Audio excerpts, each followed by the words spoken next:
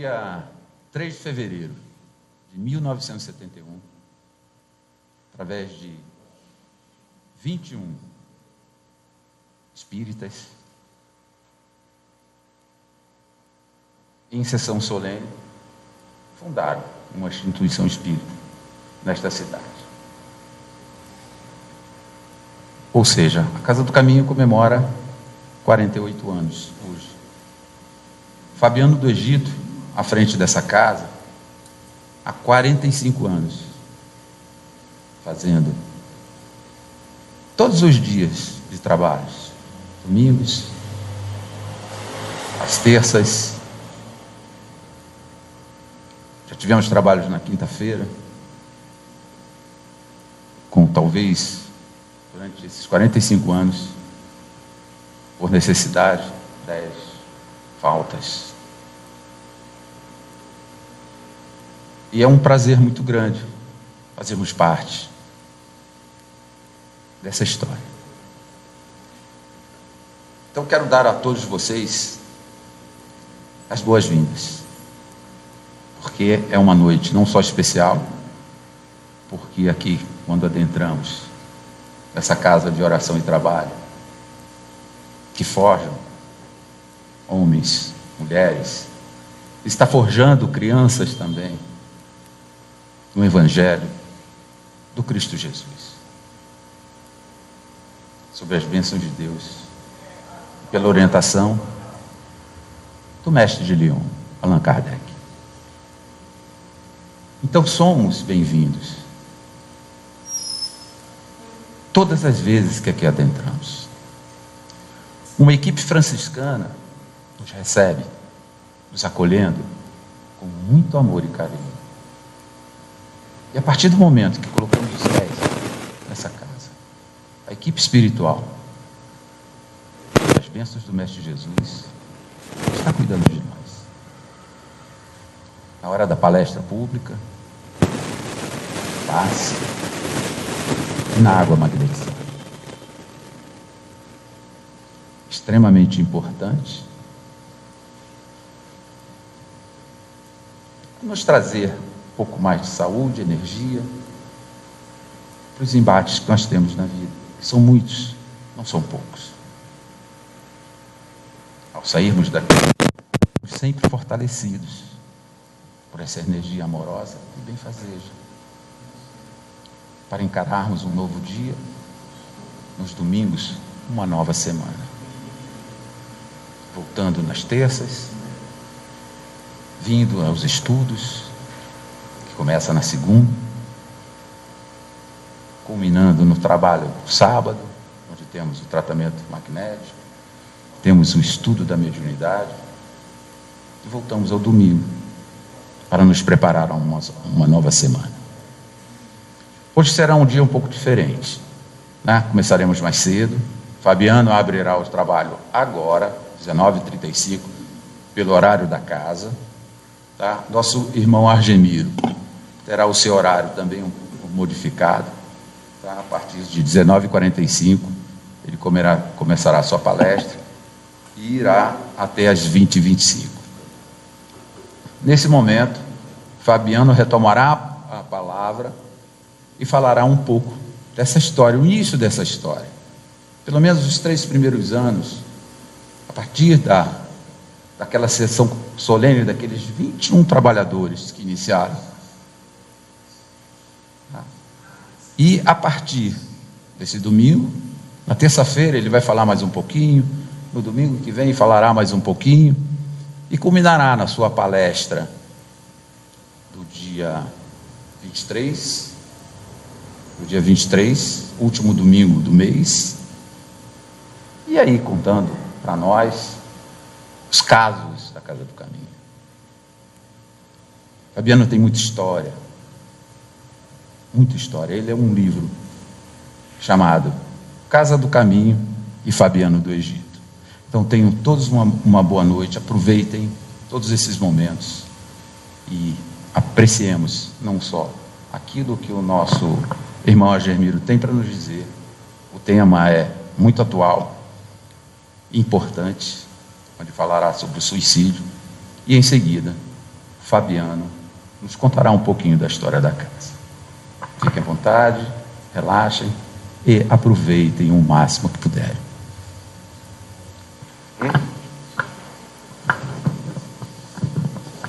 Meus irmãos e minhas irmãs, boa noite. Boa noite àqueles que estão nos assistindo à distância através da internet, desejando que a rosa crística floresça no coração de todos. E vamos abrir o nosso trabalho implorando do Senhor da vida, o Deus eterno e infinito, Criador do universo e de nós, criaturas tão modestas. E em seu nome, em nome desse Jesus imenso que Ele nos mandou, cuja mensagem deve estar presente na nossa vida em todos os instantes, e das falanges amorosas de São Francisco de Assis, patrão dessa casa, e Clara, que foi seu grande amor nessa jornada. Nós declaramos aberto o nosso trabalho, certo que as bênçãos dos céus nos amparem e nos assistam a partir desse instante. Agora a irmã Carolina é responsável pela prece de abertura. Boa noite a todos. Sejam bem-vindos à Casa do Caminho. Que neste momento, de olhos fechados, elevando o nosso pensamento para o alto, agradecendo ao nosso Pai maior por todas as bênçãos concedidas a todos nós, seus filhos muito amados.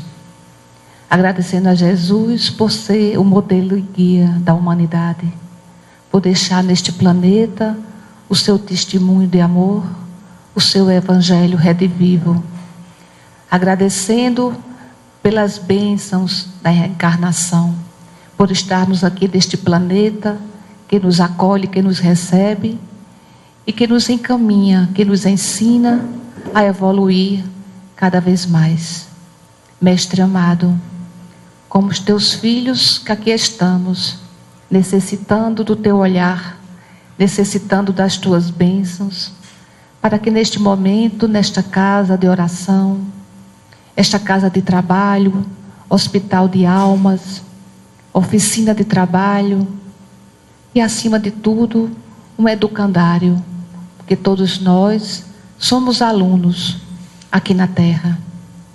Que cada um de nós, que aqui estamos, recebendo esses eflúvios da espiritualidade maior, desses amigos franciscanos que estão conosco nesta caminhada, nesta casa há 48 anos.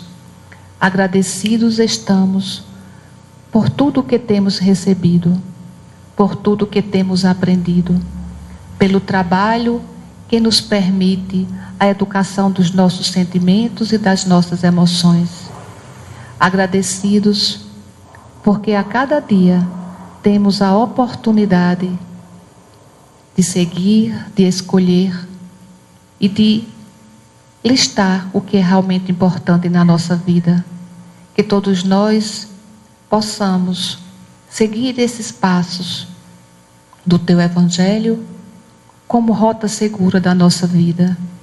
Abençoa a todas as criaturas em todos os recantos e permite que cada coração possa fazer brilhar a centelha crística. Obrigada, Mestre, por tudo que tem sido oferecido a todos nós, o teu imenso amor e misericórdia. Se conosco, hoje e sempre. Assim seja. Agora a leitura do Evangelho com a irmã Ailton. Boa noite a todos. Sejam todos bem-vindos a esta casa de oração, nesta noite em que comemora-se mais um aniversário, né? Estamos comemorando o mês do aniversário desta casa que consola e ilumina e esclarece os nossos corações. Sejam todos muito bem-vindos. Eu abri aqui ao acaso o livro Fonte Viva, pelo Espírito de Emmanuel, psicografia de Francisco Cândido Xavier, a questão 99. Persiste e segue. Portanto, tornai a levantar as mãos cansadas e os joelhos desconjuntados. Está em Paulo, Hebreus 12, 2. O lavrador desatento quase sempre escuta às sugestões do cansaço. Interrompe o serviço em razão da tempestade, e a inundação lhe rouba a obra começada e lhe aniquila a coragem incipiente. Descansa em virtude dos calos que a enxada lhe ofereceu, e os vermes se incumbem de anular-lhes o serviço. Levanta as mãos no princípio, mas não sabe tornar a levantá-las na continuidade da tarefa e perde a colheita. O viajor, por sua vez, quando invigilante, não sabe chegar convenientemente ao termo da jornada. Queixa-se da canícula e adormece na penumbra de ilusórios abrigos, onde inesperados perigos o surpreendem. De outras vezes, salienta a importância dos pés ensanguentados e deita-se às margens da senda, transformando-se em mendigo comum. Usa os joelhos sadios, não se dispondo, todavia, a mobilizá-los quando desconjuntados e feridos, e perde a alegria de alcançar a meta na ocasião prevista. Assim acontece conosco na jornada espiritual. A luta é o meio, o aprimoramento é o fim, a desilusão amarga, a dificuldade complica, a ingratidão dói, a maldade fere. Todavia, se abandonarmos o campo do coração, por não sabermos levantar as mãos de novo, no esforço persistente, os vermes do desânimo proliferarão precípites no centro de nossas mais caras esperanças. E se não quisermos marchar de joelhos desconjuntados, é possível sejamos retidos pela sombra de falsos refúgios durante séculos consecutivos. Então, gente, essa mensagem, ela é uma mensagem belíssima e é muito atual. Realmente, para seguir o Cristo, nós temos que, mesmo cansado, mesmo com os pés feridos, desconjuntados, sigamos em frente. Porque nós temos uma mania muito grande, né? Eu cheguei de viagem agora, aí meu marido, tu vai para a casa espírita? E eu que já tinha recebido uma intuição, eu disse, vou. Porque é o compromisso que eu assumi, mesmo cansada. Então, por que servir a Cristo quando tudo está maravilhoso? É muito bom. Não tem problema nenhum. Você toma, né? Isso eu já fiz na Igreja Católica. Eu ia assistir minhas missas, nenhum compromisso, né? Vai como quem vai para um passeio. Mas mesmo que os nossos pés estejam desconjuntados, a hora é agora. Nós estamos tendo a última oportunidade. Os Espíritos estão a nos dizer constantemente: está havendo a separação do joio do trigo. Só ficará no planeta Terra todas as criaturas que quiserem seguir no bem. Então, a nossa reforma é a reforma íntima, a reforma moral. Não adianta a gente vir para a casa espírita, assistir a palestra, tomar passe, se a nossa mudança interior, ela não se processa. Porque os espíritos, eles são muito claros. É a separação do joio do trigo. O momento é agora. Então, quem abraçou e quem já conhece essa doutrina, arregacemos as mangas e vamos trabalhar na seara do Cristo. Porque os desânimos virão, os percalços virão, né? As agonias virão. Ninguém pense que o trabalhador espírita está desprovido, né, de assistência espiritual, mas também a quem muito é dado mais se é cobrado. Então vamos arregaçar a manga, a casa precisa de trabalhador, porque o momento é agora, a gente está vendo, né, que nós estamos tendo a última oportunidade, né, de arregaçarmos as nossas mangas e começarmos a trabalhar na seara do Cristo. Então muita paz a todos, e eu quero agora dar um aviso a vocês. Domingo, quem estava esperando pelo retorno do estudo das obras de André Luiz, às 18h30, nós vamos começar a estudar o livro Os Mensageiros. Eu vou chamar a Cléa, porque ela me ajuda na coordenação desse estudo, para ela me ajudar. Porque às vezes a gente adoece e uma substitui a outra, como eu tive que viajar. Então sejam todos bem-vindos. O livro é belíssimo. O livro é um chamamento para todos nós que frequentamos a casa espírita e que ainda estamos nessa posição de acharmos que somos merecedores. Eu achei lindo quando o André Luiz, o Aniceto diz para André Luiz: não existe amizade. Toda dádiva que recebemos é merecimento de cada um. Então não é pela amizade, ai, você é meu amigo, venha para cá, eu vou resolver isso para você. Não existe. Os espíritos são claros. Tudo que a gente recebe, tudo é merecimento. Nada é de graça.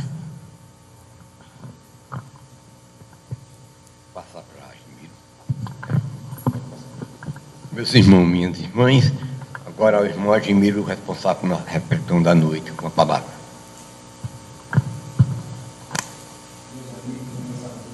Irmãos, boa noite. É sempre um prazer e uma alegria estar aqui com vocês, e ainda mais numa data tão importante, onde se comemora mais um aniversário de existência dessa casa. O suicídio não resolve nada. Lê do engano daquele que tira sua vida pensando resolver os problemas, seja ele de qualquer natureza.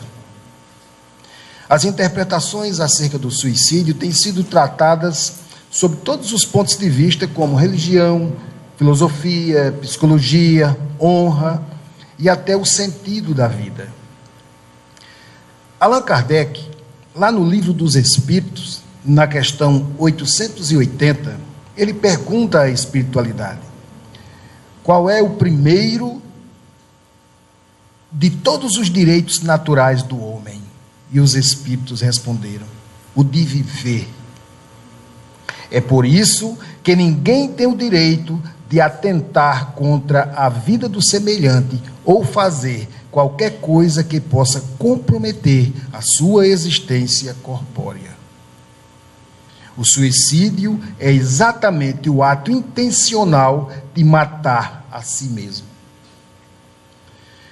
Infelizmente, o suicídio ainda continua em alta. Se vocês prestarem atenção aos noticiários, não vamos nem se estender pelo país inteiro. Apenas aqui nas redondezas nós sempre vamos ter notícias de criaturas que tiraram sua vida no intento de resolver problemas. E não resolve porque é uma fuga. No Evangelho segundo o Espiritismo diz que é falta de coragem moral. Em outras palavras, covardia. Você foge da responsabilidade, procura a saída mais fácil, pensando assim ser. Na verdade, você arranjou um problema muito maior. Nós vamos ver no decorrer, vou fazer algumas citações que trouxe, para que entendamos o quão grave é tirar sua própria vida. Considera-se o maior crime perante Deus. Porque o suicídio não só tira a sua própria vida, corta toda uma projeção de vários caminhos, principalmente no meio familiar. O que você interfere, o que você interrompe, não se tem ideia. O que eu posso dizer do que vai acontecer daqui a 20 anos? Não tenho ideia. Daqui a 5 anos, também não tenho ideia. Muitas coisas daqui a 5 ou 20 anos vão depender do meu caminhar. Outras pessoas, enfim. Todo um projeto de vidas estão atrelados à nossa vida. Eu corto a minha, consequentemente, desgracei essas que vivem à minha periferia, ao meu derredor. Porque eu fazia parte deste contexto. Então, além de eu tirar minha própria vida, eu interrompi projetos de vida. Na questão 943 do Livro dos Espíritos, Kardec mais uma vez pergunta à espiritualidade: de onde vem o desgosto pela vida que se apodera de alguns indivíduos sem motivos plausíveis? E os espíritos responderam: efeito da ociosidade, da falta de fé e geralmente da sociedade. Para aqueles que exercem suas faculdades com um fim útil e segundo as suas aptidões naturais, o trabalho nada tem de árido e a vida se escoa mais rapidamente. Suportam as suas vicissitudes com tanto mais paciência e resignação, quanto mais agem, tendo em vista a felicidade mais sólida e mais durável que os espera. Eu não aguento mais aquele meu trabalho. Eu não aguento o povo daquele ambiente. Eu não aguento mais essa vida. Aguenta. Porque foi você mesmo que pediu. Nós não temos essa consciência que tudo que nos acontece é fruto de um projeto anterior por nós mesmos elaborado? Então, lembrar que as dificuldades existem para que eu cresça com elas, não me derrote com elas, ou não me deixe derrotar. Temos que lutar, a boa luta, que é comigo mesmo, minhas mazelas morais, meus defeitos, porque geralmente o defeito sempre está no outro, né? É culpa de fulano, foi fulano, é ciclano. Não, às vezes está em nós. O orgulho, a cupidez, o egoísmo nos cega ao ponto de eu não enxergar o que eu estou fazendo aos outros, mas que os outros estão fazendo a mim. Todo aquele que voluntariamente agride sua integridade física, portadores de determinadas enfermidades, que têm necessidades de dietas e cuidados, que deixam a doença progredir, advindo assim a morte prematura, seres vinculados ao vício do fumo, do álcool, da droga, criaturas que na busca do prazer esquecem as horas do sono, desgastando a máquina orgânica em noitadas vazias, pessoas que não buscam médico, não se submetem a exames, não aceitam conselhos, são todos suicidas indiretos. Eu estou com uma dorzinha aqui. Mas isso passa, eu vou tomar um Acibazol. Não é muito novo não, né? Mas vocês entenderam que é remédio. Alguns aqui é da época. E aí, eu deixo de ir ao médico, aquilo vai aumentando, vou ao médico, o médico olha e diz: agora não dá mais tempo, a peça aí já desgastou, não tem jeito não. Eu não tinha consciência que aquela dor poderia progredir. É como praticar alguns esportes. Alpinismo, por exemplo, é muito bonito. Mas vamos ser racionais. O que é que eu quero subir numa montanha com quase 9 quilômetros de altura? A uma temperatura de quase 50 graus abaixo de zero lá em cima. Que eu saiba, nós não temos asas ainda. Eu não corro o risco. Não sou consciente disso. Paraquedismo, é legal, dá uma adrenalina bacana. Mas se o paraquedas for daqueles teu amigo mesmo e disser: estou contigo e não abro.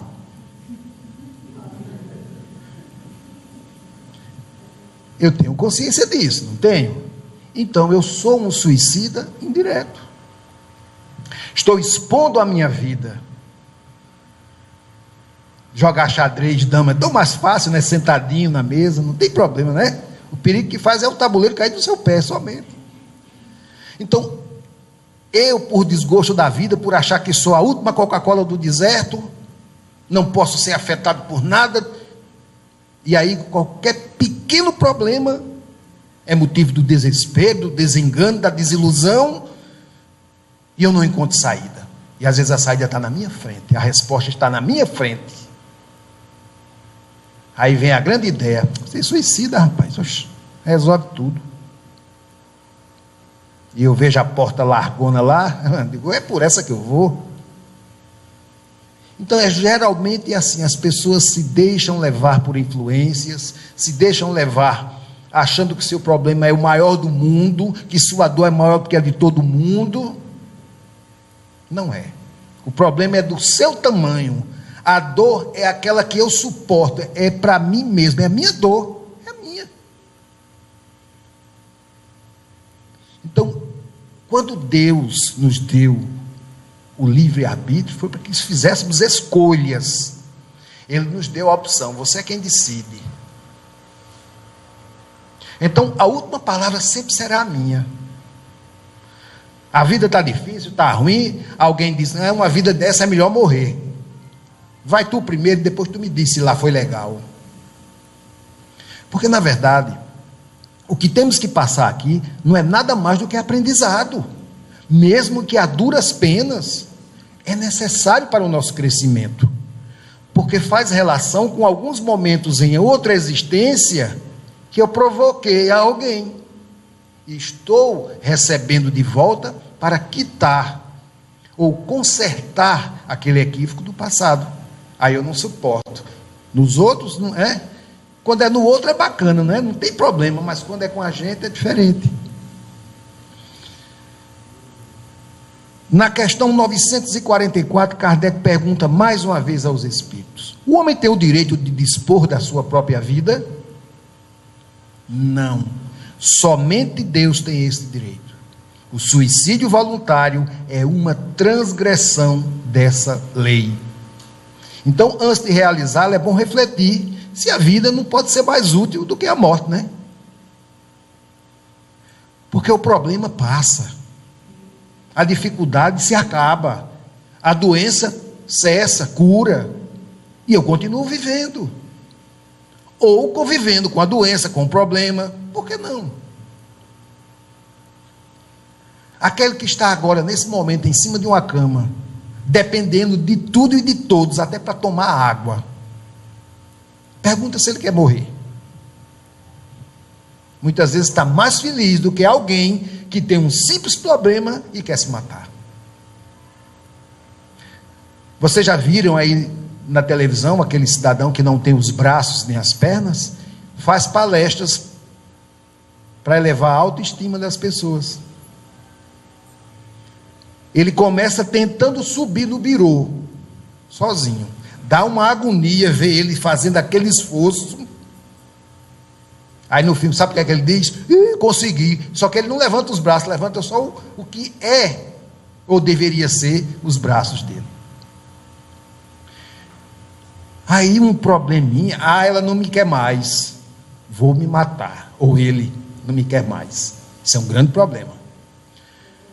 Principalmente para nós homens, né? A mulher não me quer mais, eu vou me matar. Mas se ele ler as estatísticas, ele vai ver aqui para nós que tem 7 mulheres para cada homem no mundo.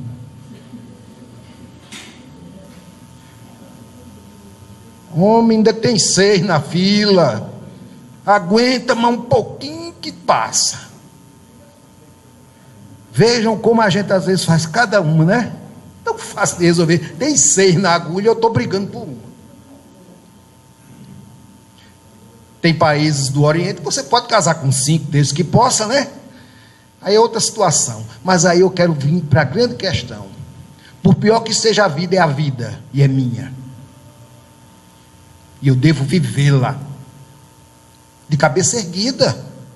Ora, eu cheguei até aqui, a um mundo de provas e expiações, na iminência de passar para um mundo de regeneração e vou desistir, o que é que eu estou fazendo? Vou começar do zero, fazer a caminhada todinha de novo para chegar aqui? Ora, paciência.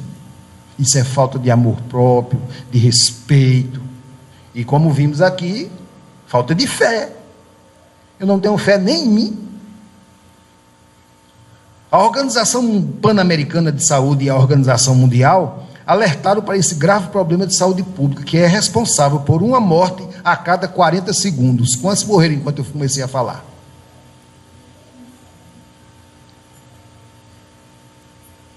Calculei. 15 minutos que eu estou falando.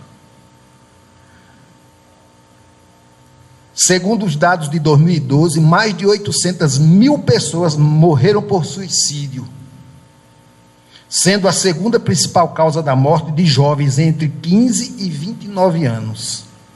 75% desses suicídios ocorrem em países de baixa e média renda. E um detalhe, para cada suicídio realizado, houve pelo menos 20 tentativas antes. E ninguém fez nada. Ninguém viu essa pessoa com problema, com dificuldade, porque nós, pelo menos na família, nos conhecemos, né? Basta olhar um para o outro, né? No trabalho, o colega chega às vezes com um problema, você olha para a cara dele, fulano está com a cara, você identifica. O que é que custa ir lá e perguntar? Fulano, você está com um semblante assim, tem alguma coisa que eu possa ajudar? Às vezes, né? Aquele adágio popular, a falta de um grito se perde a boiada. Se ele não gostar, achar ruim, ele vai dizer pelo menos não tem problema. E aí confirmou. E você fica de olho. E em casa, um parente, um amigo, um vizinho, um filho, seja lá o que for, será que a gente não tem noção de ver ali um perigo, algo suspeito? Essa pessoa está precisando de ajuda. Porque cada caso é um caso, mas em situações, as pessoas às vezes não conseguem sozinhas, não é? Fica muito pesado para ela sozinho. A cada 45 minutos, uma pessoa se suicida aqui na América do Sul. São uma média de 32 por dia. Entre 2011 e 2016, ocorreram 48.204 tentativas de suicídio. E o Brasil é o 8º país em suicídios. Então vejam que a gente está aí, né? É o 8º. Qualquer dia a gente chega em primeiro. Deus nos livre. Vamos botar isso lá para o 190º lugar. Porque só depende de nós, essa força que nos une. O que é que custa vir para cá e convidar um amigo? Não é? Falando, vamos conhecer. Quem sabe? Quantos de nós chegou aqui com problemas e hoje não os tem mais, conseguiu clarear a mente, não é? Quantos? A equipe franciscana que atua nessa casa, colocando paz nos nossos corações, discernimento nas nossas ideias, as palestras que são feitas, tudo abre, sempre mostra uma saída. Dizem que quando Deus fecha uma porta, Ele abre uma janela.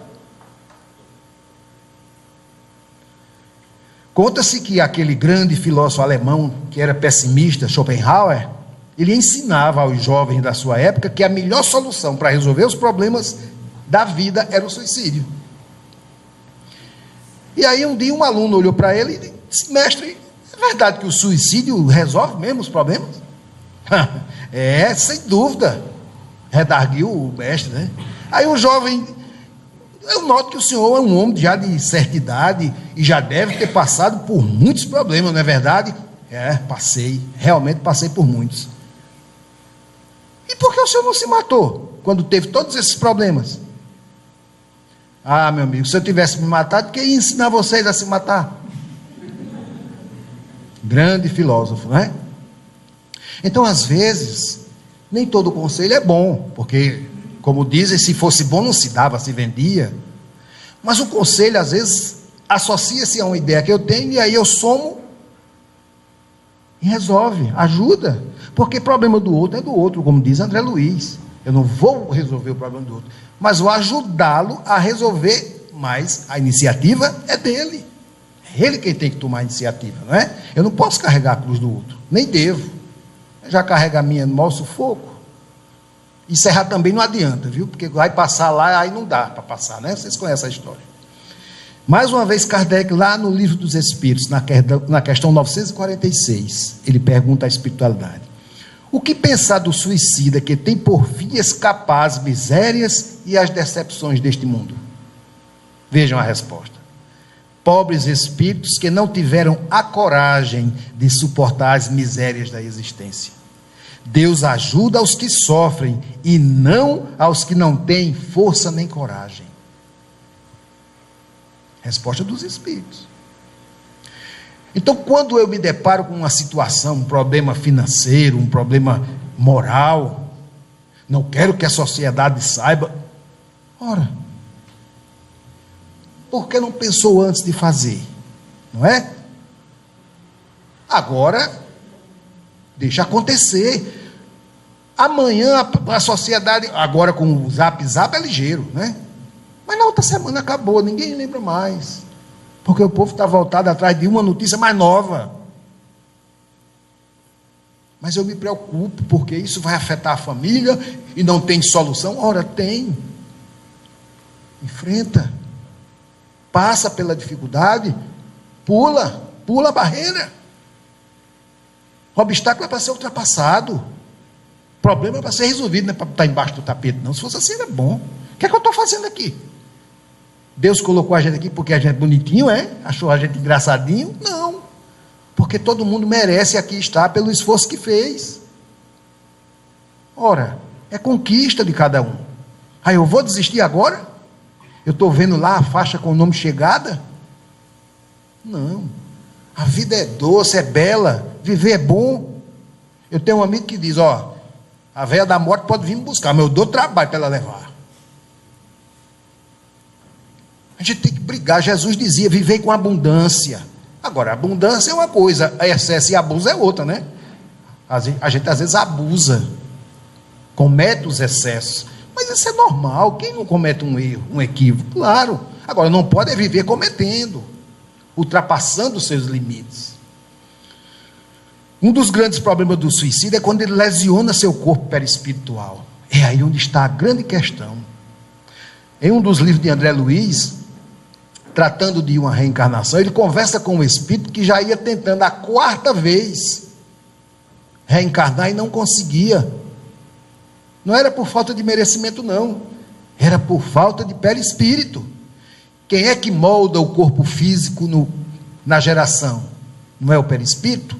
Ele deformou tanto o dele que não tinha como dar pelo menos um corpo que ele sobrevivesse, de tão danificado que estava. Nós não podemos aquilatar as dores de quem desferiu um tiro no cérebro, de quem ingeriu um veneno corrosivo, ou atirou-se de grande altitude. Nós não fazemos ideia. Esses efeitos só serão registrados numa nova reencarnação. Dependendo de onde eu mutilei o meu perispírito, vai imprimir no corpo físico aquela falha. Vamos fazer uma analogia, pé no chão aqui. Eu pego uma forma de bolo, aí pego uma pedra, bato nela e amasso. Vou lá, boto a massa do bolo, boto no forno. Quando eu tiro o bolo, como é que ele vai sair? Com a marca que foi impressa na forma, não é? Vai sair com aquele defeito. As pessoas que não entendem, que não professam a doutrina, acham que é defeito de fabricação, né? Não é.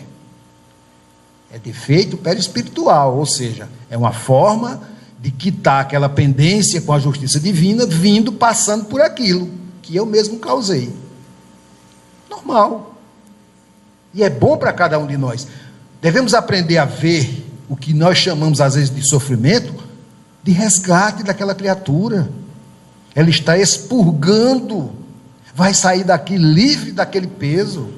Mas a gente fica condoído, né, com peninha. Não, ora, para que ele tenha força, porque é um grande momento daquele espírito. eu queria, eu queria morrer como um passarinho. Morrer como um passarinho é levando pedrada, né? Queria morrer dormindo. Morre do mesmo jeito de quem é atropelado por um trem. Não sente dor. A morte não dói. Agora, eu tirar minha vida, aí dói.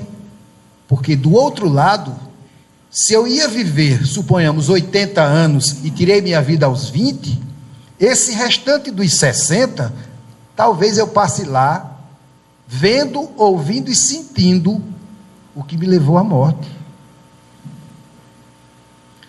Volto numa encarnação com a deficiência do órgão lesionado que causou minha morte e vou passar somente os 60 anos que me faltavam, para depois voltar numa nova encarnação e aí sim levar o segmento normal.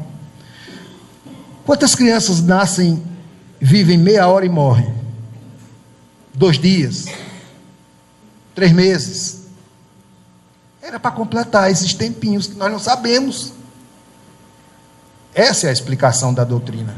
Veio só para dar aquele tempinho que faltava para fechar aquela encarnação. E às vezes também é para prova para os pais, né? Então a maravilha de Deus está aí. Nós, detentores desse conhecimento, dessa compreensão, claro que dói menos. Ninguém quer ver um ente querido morto, não é isso. Mas com esse entendimento vai doer menos, porque eu sei a razão e tem um motivo maior por trás. E isso até nos alegra em determinados momentos. Então, esses momentos que a família passa, que mergulha no desespero, afeta também lá o cidadão. Ele já está passando pelo que está passando, e ainda leva mais a carga daqui, o nosso desespero, nossa aflição. Vai tudo para ele. Qual seria o bálsamo? Oração. Ele precisa de nossas preces, não de nossas lamentações. Em setembro de 1995, chegou-se a infeliz cifra de 1.000 suicidas que se lançaram daquela elegante ponte lá em São Francisco, na Califórnia, a Golden Gate. O primeiro suicídio aconteceu 3 meses após sua construção. Ela foi construída em 1937, o seu construtor, Joseph Strauss, acreditava que era anti-suicida aquela ponte. Continha câmeras colocadas em toda a extensão, porque aí detectava as pessoas com problemas. Uma linha telefônica funcionando 24 horas, 14 telefones à disposição, e mesmo assim as pessoas pulavam da ponte. Uma altura de 73 metros até chegar na água. Isso, calculando na física, dependendo do peso, você atinge uma velocidade de mais de 130 km por hora. O impacto na água é como bater no asfalto. A água é mole, é? Eu é que não pulo.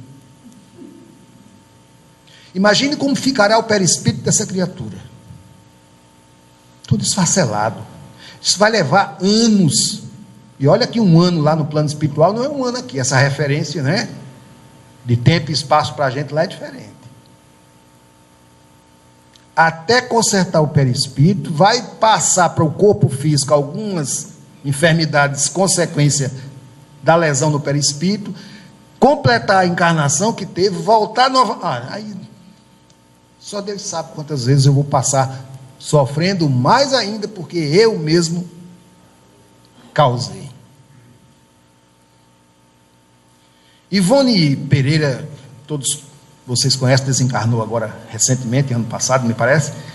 No livro Memórias de um Suicida, o espírito de Camilo Castelo Branco, lá no capítulo 2, ela diz assim a gente: hoje sabemos que esse cordão fluídico, magnético, que liga a alma ao envoltório carnal e lhe comunica a vida, somente deverá estar em condições apropriadas para deste separar-se por ocasião da morte natural, o que então se fará naturalmente, sem choques, sem violência.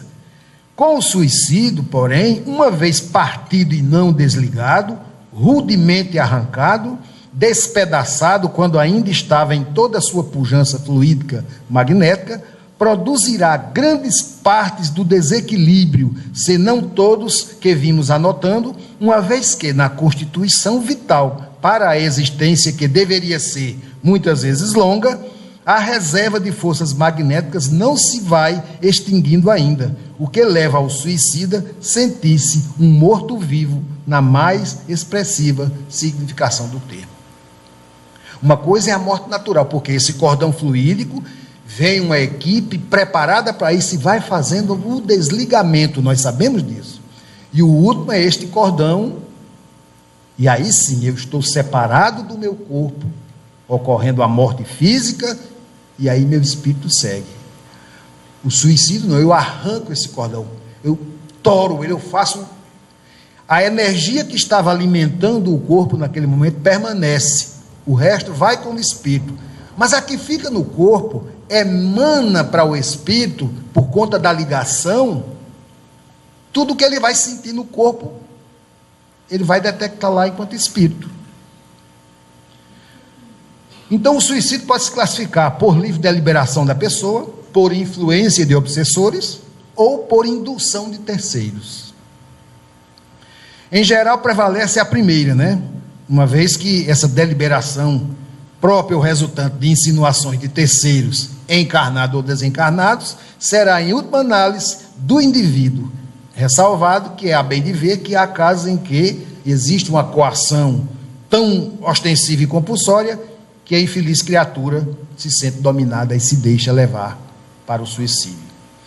Quando existe a ação dos perseguidores espirituais, aí já é outra situação. E diga-se de passagem, é a maior ocorrência do suicídio, é por influência espiritual. Eu estou no problema, estou na dificuldade, eu começo a baixar minha vibração, me atormento, entro em desespero.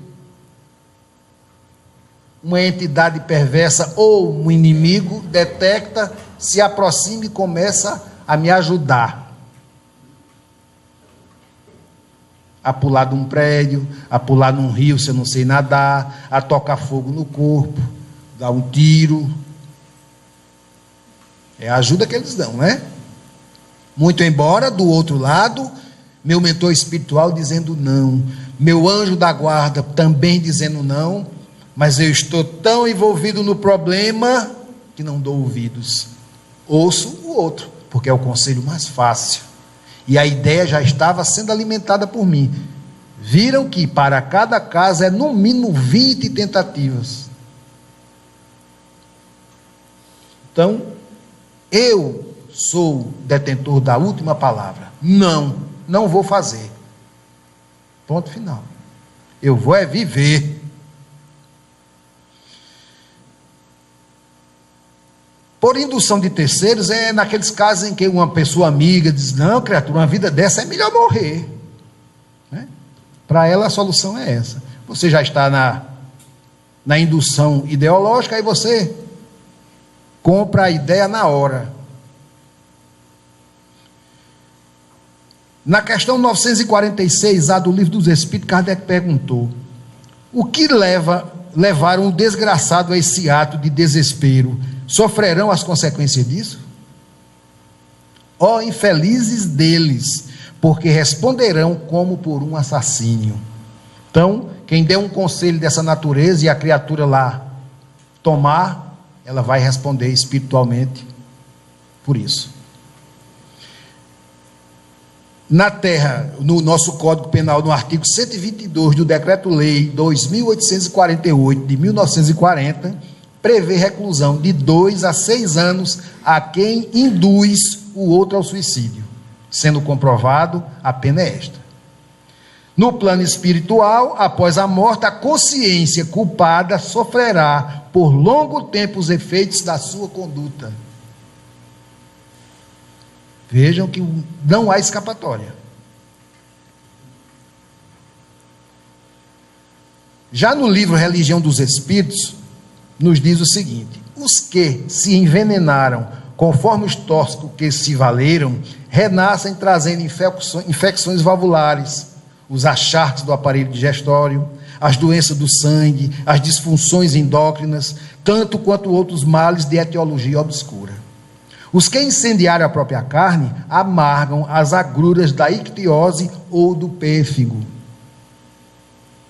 Os que se asfixiaram, ou seja, no leito das águas ou nas correntes de gás, exibem processos mórbidos das vias respiratórias, como no caso da efizema ou dos cistos pulmonares.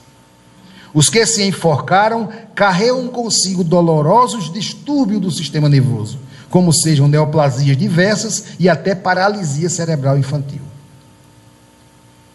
Os que estilhaçaram o crânio ou deitaram a sua própria cabeça sob as rodas destruidoras experimentam desarmonia da mesma espécie, notadamente as que se relacionam com o cretinismo, e os que se atiraram de grande altura reaparecem portando os padecimentos das distrofias musculares progressiva ou da osteose difusa. Então vejam que eu vou ter que passar. Então não é melhor passar pelo problema que eu estou sofrendo agora do que por tudo isso? Não tem nem o que pensar. Não existe razão, motivo para que eu tire minha vida. Por mais que se alegue as questões, a dificuldade, não é a solução. Como disse, o problema, todo ele tem resposta, tem saída. Eu apenas não encontro naquele momento, mas é só esperar um pouquinho, que eu encontro a solução, a resposta que eu preciso. Nada justifica tirar a sua vida, nada, nada mesmo, por mais que se alegue, porque os fatores de risco para o suicídio, eles são transtornos mentais, depressão, alcoolismo, esquizofrenia, questões sociodemográficas, isolamento social, né? Outros motivos seriam a falta de fé, como nós vimos na questão dos espíritos, o esgotamento nervoso, orgulho ferido, desgosto íntimo, tédio, a própria loucura ou o espírito de sacrifício. Mas tirando isso, a vida continua difícil, ou não? Mas é difícil para todos. Não existe um mais, digamos assim, escolhido, mais bonitinho do que os outros para o problema dele ser maior. Não, não existe. É do tamanho que lhe cabe, é do tamanho que lhe compete. Porque senão Deus estaria cobrando de mim algo que eu não posso pagar. Não é verdade? E Deus não seria injusto. A quem for dado, mais será cobrado. Mas não é cobrado a mais, é cobrado dentro daquilo que eu posso pagar. Se é que podemos usar esse termo, porque não é bem pagar, é consertar. Porque eu errei, é um conserto. Então todos nós estamos habilitados a resolver os problemas e as dificuldades que se apresentam. Todos. Sem exceção. É uma questão só de, opa, peraí, vamos baixar aqui a fervura, botar os pés no chão, como é que eu vou sair disso? Vou pensar, vou pedir ajuda, vou pedir socorro, e acabou. Passa, como dizia Chico, tudo passa. É só uma questão de tempo ao tempo, e o tempo resolverá. No livro de Richard Simonetti, ele tem um trecho que diz assim: o maior sofrimento da terra não se compara ao nosso. Dizem invariavelmente os suicidas que se manifestam em reuniões mediúnicas. O maior sofrimento da terra não se compara ao nosso. Para finalizar, no Evangelho segundo o Espiritismo diz: a incredulidade, a simples dúvida quanto ao futuro, as ideias materialistas, em uma palavra, são os maiores incentivadores do suicídio. Elas produzem a frouxidão moral. Com o Espiritismo, a dúvida não sendo mais permitida, modifica-se a visão da vida. Daí a paciência, a resignação, que muito naturalmente afastam a ideia do suicídio. Numa palavra, vem a coragem moral. Então vejam que é uma covardia. Essa coragem é quem vai determinar se eu vou para lá ou se vou para cá. A frouxidão está aí, eu tomar a decisão errada. Eu fugi do problema, da dificuldade. Corri dela, pensando que estou indo numa boa aqui, né? quando na verdade estou com 2 problemas a mais. O que eu disse no início, fico pendente com aquele problema e causei outro a mim mesmo. Não resolve, o suicídio não resolve nada. Busca a solução, acredita em você, confia em Deus. Olha para trás e vê quantos bilhões estão em situação pior do que a minha. Para pensar nos outros, como vai ser dos outros de amanhã em diante, daqueles que dependem de mim, daqueles que me amam. Tudo isso está em jogo. Portanto, meus irmãos, vamos dizer não a essa mazela moral que assola o nosso país, enfim, o mundo, levando criaturas a um intento desgraçado que é tirar a sua própria vida. Aproveitar os minutos que me restam e dizer da gratidão que eu tenho por esta casa, aceitando um convite um dia de Mohandas, que me perguntava: você não gostaria de ir um dia falar na Casa do Caminho? E eu pensei, quem sou eu para falar numa casa daquele porte? Mas, confiante no amigo que me estimulou, disse: não, eu quero você lá. Eu criei coragem e vim, estou aqui até hoje, grato por me tolerarem, por me darem essa oportunidade de poder contribuir. E vou dizer a todos vocês que ainda vão me aguentar por muito tempo, viu? Agradecer ao mestre Fabiano, 45 anos à frente dessa instituição, um missionário simples e humilde, mas usa uma arma que pouca gente lá fora conhece e sabe usar: o coração. É o primeiro caso que eu vi do coração maior do que o corpo. Ele está dentro do coração, o coração não está dentro dele. Então isso é um exemplo de dignidade, de respeito e de amor que devemos seguir. E eu, caladinho aqui, estou aprendendo com ele, ele nem sabe. Estou aqui acolá furtando as ideias dele. Porque é assim que deve ser, meus irmãos. O amor, o respeito, a solidariedade, tudo isso que a doutrina nos ensina. E diz mais que fora da caridade não há salvação. Vamos nos unir, nos juntar. Não precisa dar muito. O pouco que der com o coração é muito. O pouco que der com fé em Deus é tudo. Então, agradeço do fundo do meu coração a esta casa, a vocês que aqui também frequentam, que dão essa colaboração, vindo, formando esse público, formando esse ambiente agradável, com boas vibrações, que saiamos daqui todos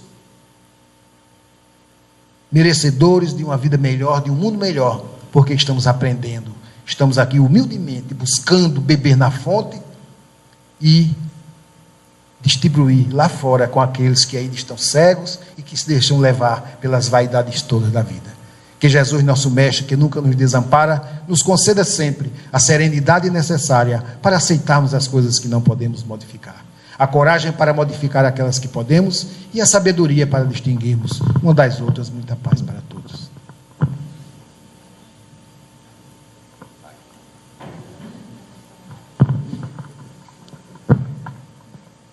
Eu quero agradecer as bondosas palavras do irmão Admiro, que exagerou. Eu vou usar uma linguagem assim, muito pessoal. Vou dizer que ele mentiu muito agora no fim da fez uma peça tão brilhante quando se referiu a mim. Exagerou por excesso de bondade. Mas eu quero tão somente lembrar desse instante um pensamento não por diletantismo intelectual do padre Antônio Vieira, que, segundo muitos estudiosos, foi o segundo, depois de Camões, a figura mais brilhante do conhecimento da linguagem, do nosso idioma. O padre Antônio Vieira costumava dizer que aos olhos da bondade o corvo é branco e aos olhos da maldade a garça é negra. Como nós sabemos, o corvo é um urubu nosso, é bem negrinho. Mas o padre Antônio Vieira, que era realmente um missionário profundamente sábio, era uma cultura, no seu tempo, século XVII, brilhantíssimo, talvez tenha sido a figura mais brilhante que passou pelas terras do Brasil, por vários estados, onde ele peregrinou, ensinando bondade e amor. Então ele costumava usar essa frase, que aos olhos da bondade o corvo é branco e aos olhos da maldade a garça negra. Então, irmão, a Admiro agora foi Padre Antônio Vieira, possivelmente tocou no coração dele para fazer uma mentira generosa. Eu fico muito grato assim, mas não vou ficar vaidoso não, porque não sei mais tempo.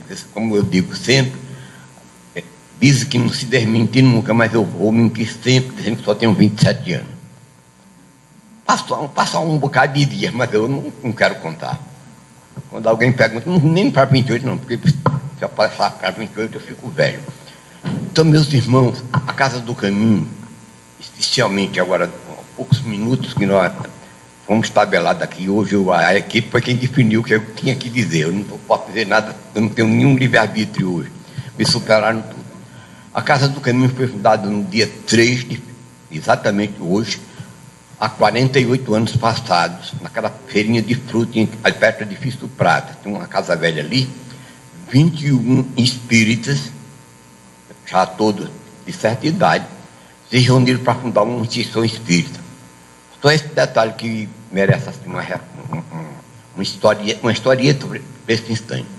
Curiosamente, os 21 fundadores dessa casa tinham um só ideal: homenagear São Francisco de Assis, que deveria ser o patrão da instituição.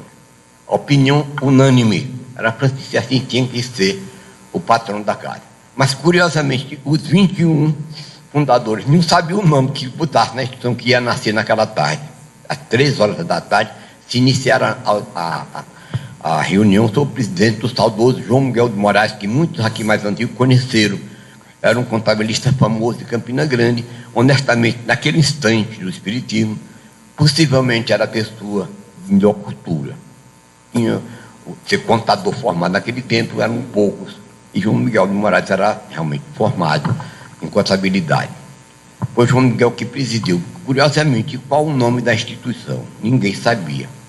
É quando, por surpresa, do plenário, um saudoso irmão que eu privei da sua intimidade, fundador dessa casa, chamado Luiz Tavares da Silva, baixinho, palavra a despeito, não ter estudado, era autodidata como eu, mas tinha uma palavra muito fácil e cativante. O Luiz Tavares era daquele tipo de médico que de 10 em 10 anos recebia um espírito. Normalmente ele nunca tinha essa manifestação espontânea.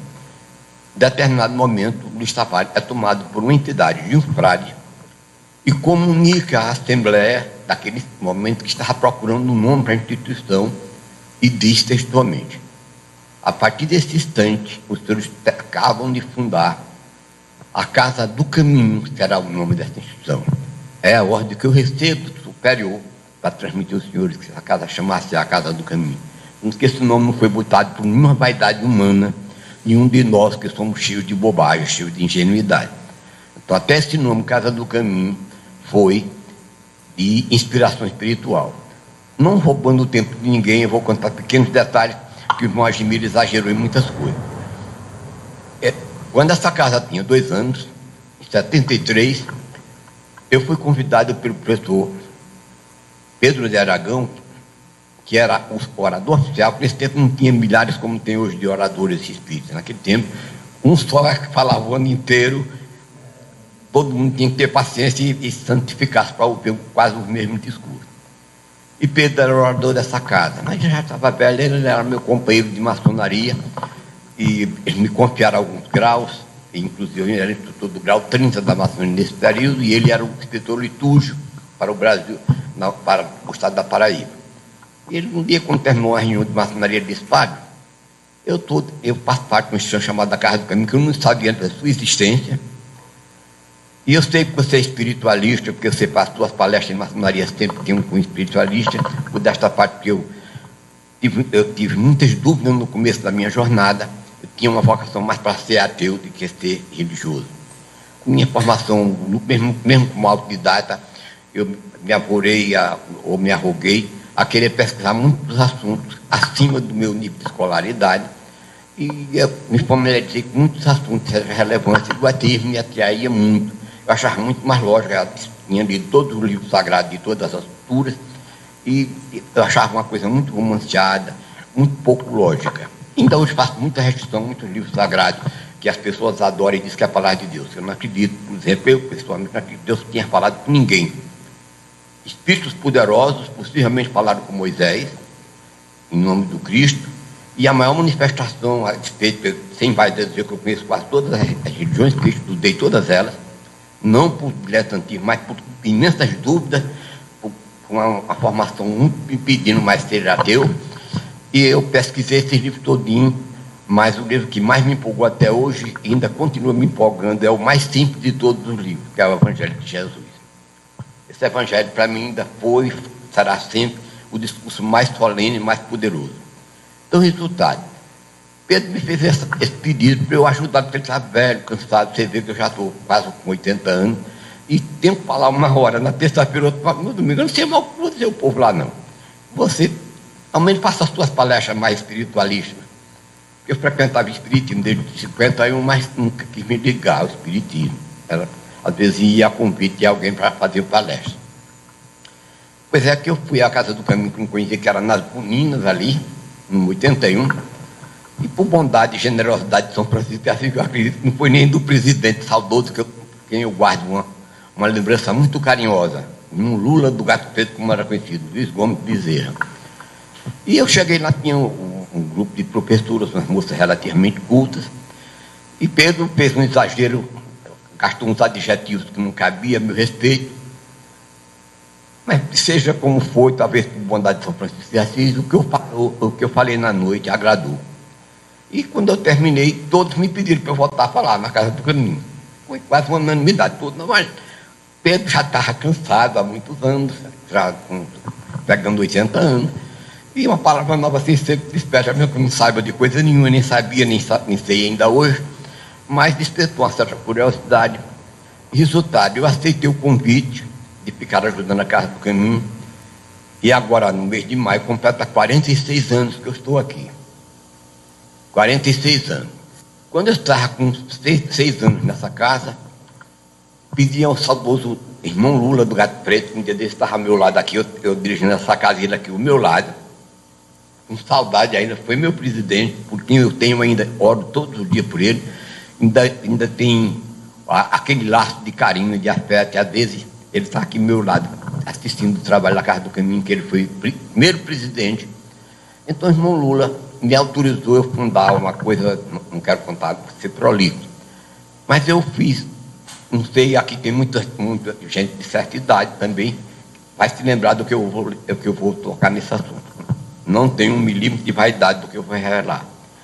Nesse período, mais ou menos 6 anos, depois que eu estava na Casa do Caminho, em 78, havia uma artéria em Campina Grande chamada Baixo Meretriz, o Manuel Pereira de Araújo, onde tem um famoso Cassino Eldorado, que era todos os noticiários policiais da Campina Grande, 90% vinha da rua Manuel Pereira de Araújo. Crimes constantemente, assalto, bandidagem, droga, tudo que possa se imaginar. O noticiário, 90% do noticiário de Campina Grande vinha da Manuel Pereira de Araújo.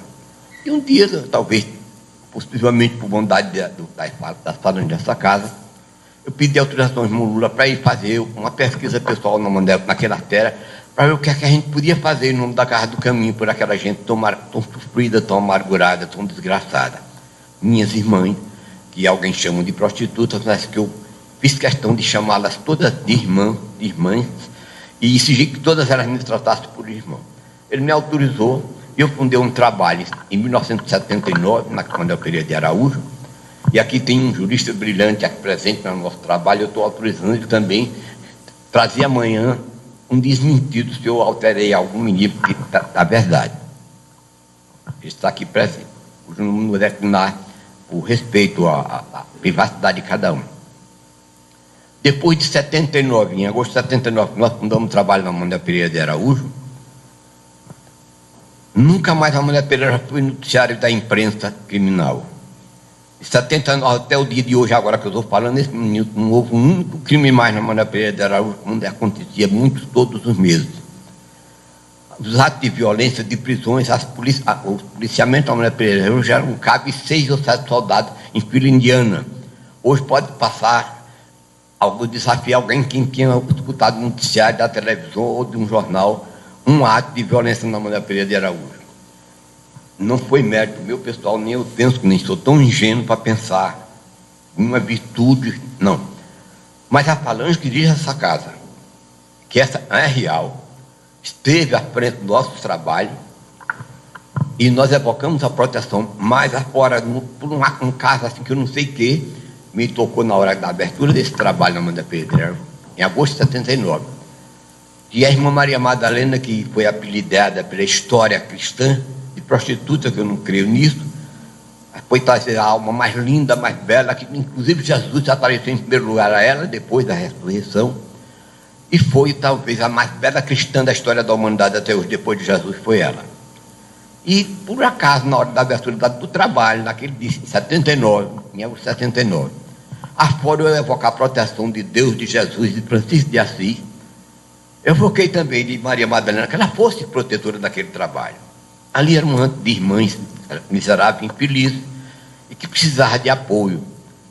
E eu não só queria levar a palavra, eu queria também levar pão. Eu queria também levar amor, que esse amor é quase hoje retórico, mas não vivido. Nós vivemos uma hipocrisia amorosa quando de verdade nós nos toleramos por necessidade, mas o amor está muito distante das nossas ações.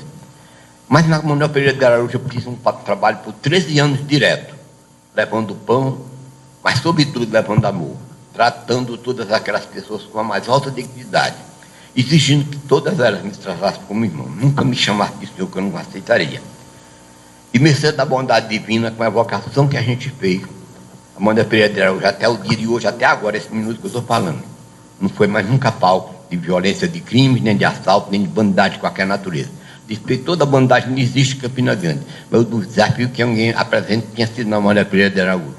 Então, para provar que esse mundo espiritual, que às vezes fomos dúvida, como eu fui, que mais talvez tinha por dúvida, ele ainda quando é evocado com sinceridade, sem vaidades vazias, inócuas e tolas as nossas bobagens, quando a gente evoca o mundo divino com um coração puro, com vontade de servir, com vontade de ser gente mesmo, mas com letras maiúsculas, de ser bom, o mundo espiritual chega ao nosso encontro, ao nosso socorro e nos ajuda a tarefa. Então a Manuel Pereira de Araújo está para responder o que a Casa do Caminho fez durante esses 48 anos de sua existência. Quando ela foi para a Manuel Pereira de Araújo, ela tinha 2 anos de existência.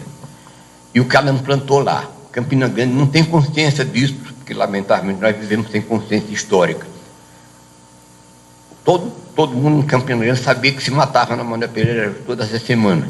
Mas de lá para cá, faz 40 anos, está completando agora, em agosto, nunca mais aconteceu um crime, mas nunca ninguém se lembra disso para fazer ao menos uma reverência. Por que foi que apareceu o crime da Manuel Pereira de Araújo? Sem vaidade de qualquer natureza, porque a vaidade é uma coisa absurda e irracional contra algum tem um pinguinho de fé.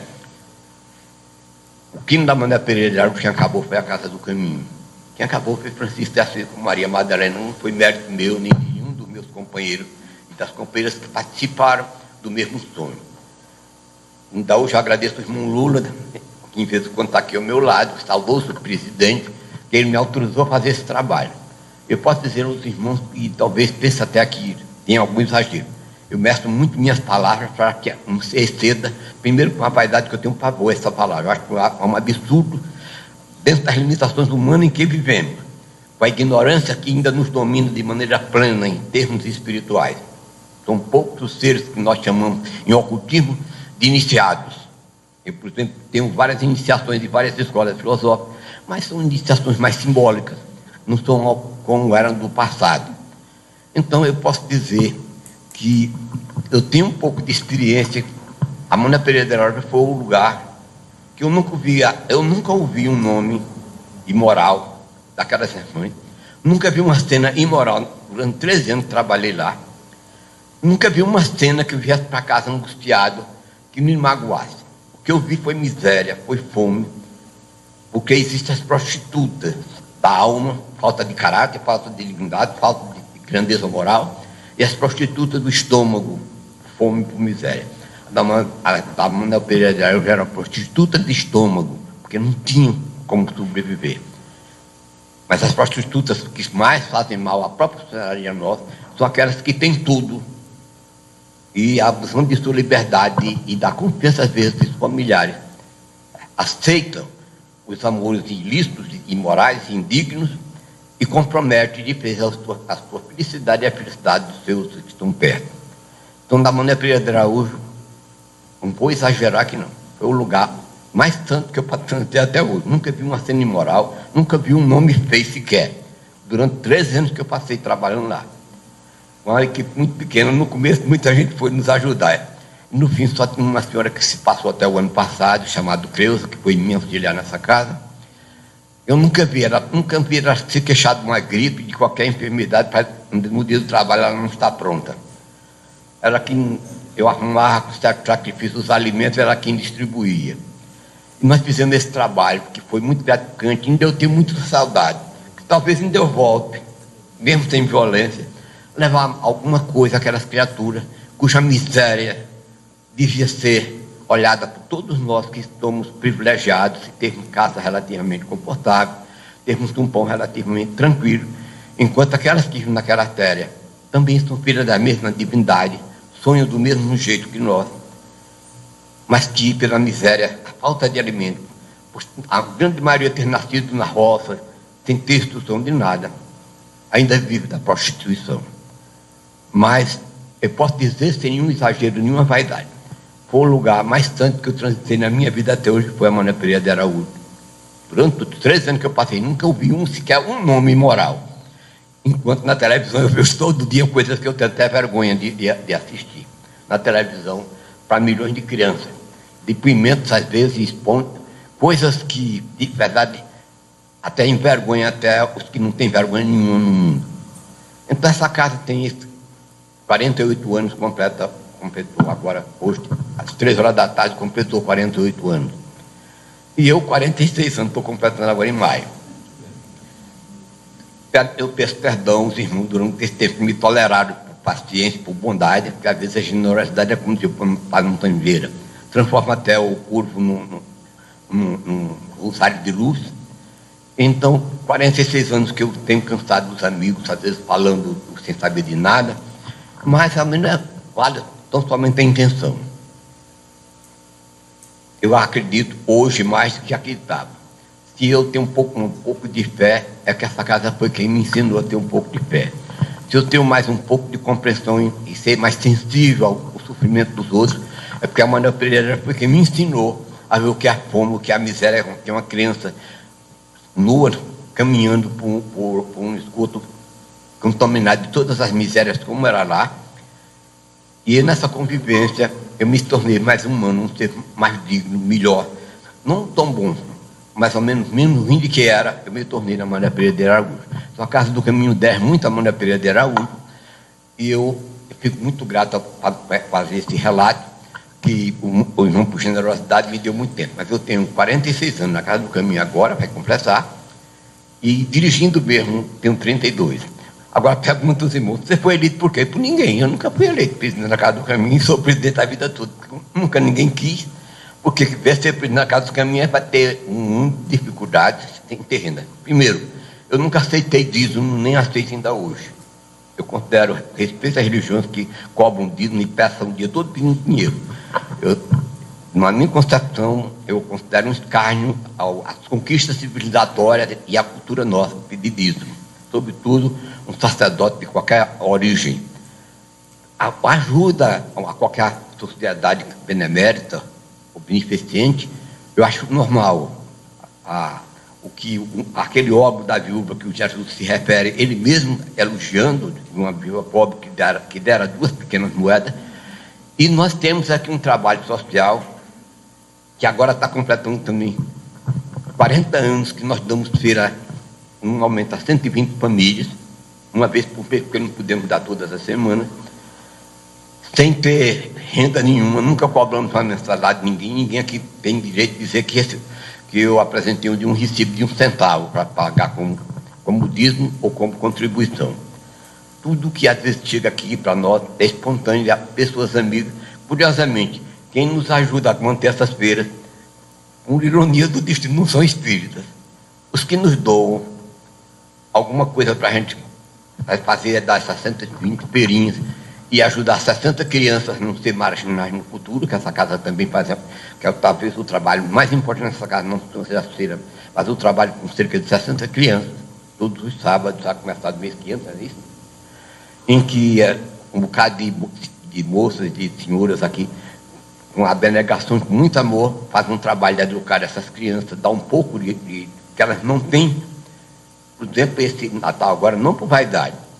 Os presentes que foi dar a essas crianças, nem o rico deu melhor, porque nós temos bonecas que falavam, temos carros elétricos para todas as crianças, quando eram meninos, e as crianças, as meninas, nós demos bonecas que falavam. O lanche que a gente deu, poderíamos dar a qualquer um rico de Campina Grande. Então, nós fazemos um trabalho modesto, mas com profundo respeito por aqueles que vêm ao nosso encontro, para dividirmos esses momentos de emoção que nós consideramos melhores.